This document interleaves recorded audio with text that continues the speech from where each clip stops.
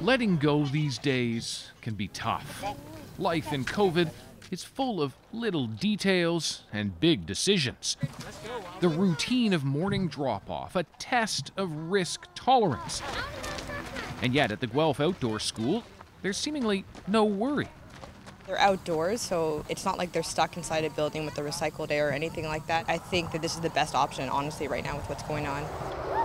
I'm just going to say bring bug spray because there's a lot of mosquitoes. Oh, really? Okay, that's good advice. Right, bug spray. Because the classroom here is the forest all day, every day. How do you know it's a chokecherry tree, guys? Because the stem is smooth. There's learning here, but not what you might find in a traditional school setting. That one's sour. So sour. We're actually trying to support kids in making sense of a changing world. Chris Green was a classroom teacher and 8 years ago built this alternative. A supplement to regular school with kids coming here instead once or twice a week during the normal school year. I see you, Mario! In the classroom, kids are just brought along on something, and they don't have that chance to exercise like their agency and follow their curiosity. And when we give them an option to do that in this place, it creates great results. I remember the frogs. They should be over here. Over the summer, it's given kids practice for the school year. They're cohorting 10 maximum together, including the instructors. And amid the evolving guidance on COVID precautions, one thing that's never changed, being outside, is generally considered safer. For me, it's always made sense to have kids outside doing this kind of thing, and now it makes double the sense because it's now shifted from an educational and developmental initiative to a kind of a preventative public health initiative. So to tell the difference, there's a red flower in the middle of Queen Anne's lace, and that's not on water hemlock. David is 13, and this fall will not be back in the classroom. Yeah, that's the little red One of his flower. moms is immunocompromised.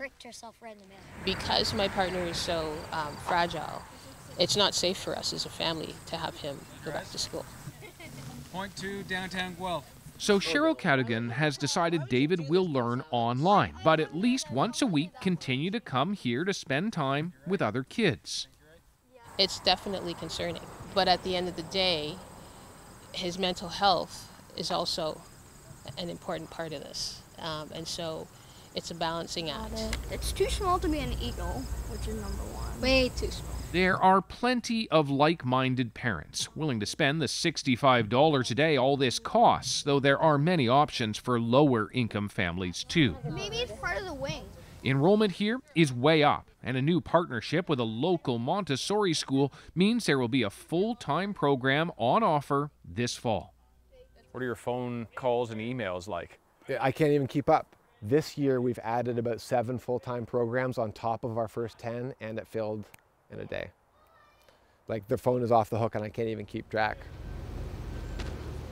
The idea of moving class outside is hardly new. Tuberculosis pushed Toronto, New York, and other cities to form open-air schools in the early 1900s.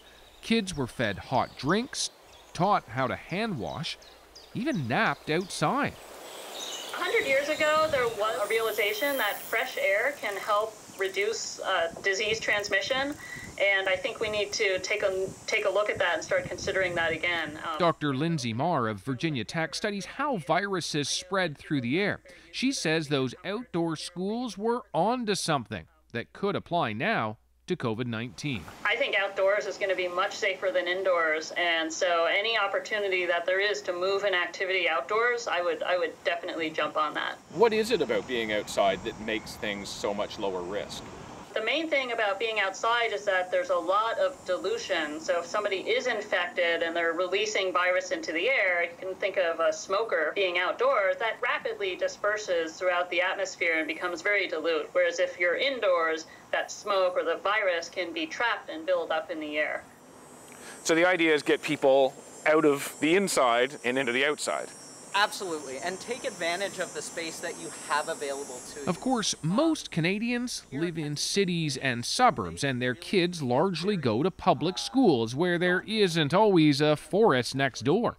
It's great to see over in the schoolyard some raised bed planters. Yeah. These are quick and easy starts for schools to get started to support their outdoor learning environment. This schoolyard in Toronto's Kensington Market is full of features like shade and places to sit. But the message from Canada's largest school board in Toronto is that outdoor learning can happen anywhere. Outdoor education principal David Hawker-Budlowski is leading that push. We don't need grandiose outdoor classrooms. It's not about erecting tents and replicating the classroom in an outdoor space. It's actually about thinking differently about the spaces that we have. Do you have teachers, principals who are skeptics? Absolutely. Absolutely. For some people, it is going to be just starting with your read aloud underneath a tree. For others, it is going to be going into that local green space that may even look like a ravine and talk about shelter building, strong and stable structures. So yes, there are skeptics, but yes, there are champions. And together we need to work in this new reality that we're living. How much of your year will you spend out here as opposed to in that building? For sure, it'll be a third of the day all year, but if I can do more, I will. At this public school in Caledon, north of Toronto, Janice Haynes is used to teaching classes outdoors, even in winter. These kids are dressed for the weather, and we're out in very cold weather. It's just the time, you know, you have to just monitor the time and make sure these kids have what they need. Students here already see nature as a classroom. Whether it's a lesson in the freezing cold or a project outside in the spring, outdoor learning has taken hold here.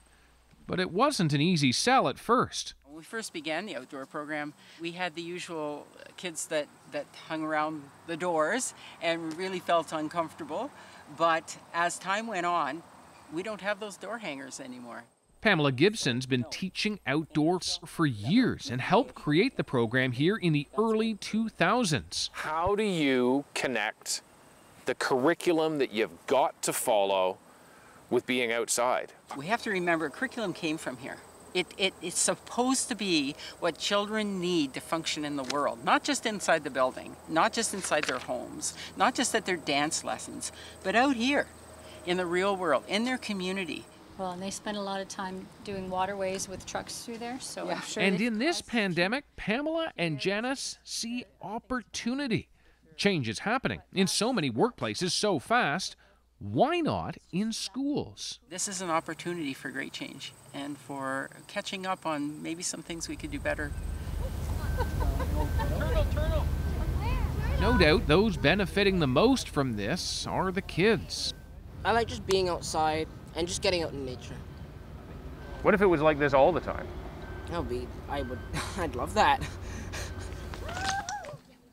So would many parents. Yes, COVID has made this a safer choice for many, but climbing beyond the limits of a classroom means the future of education could look a lot more like this. I just did it! Not a school in a community, but a community that is a school. Hey guys, come on back up. David Common, CBC News, Guelph, Ontario.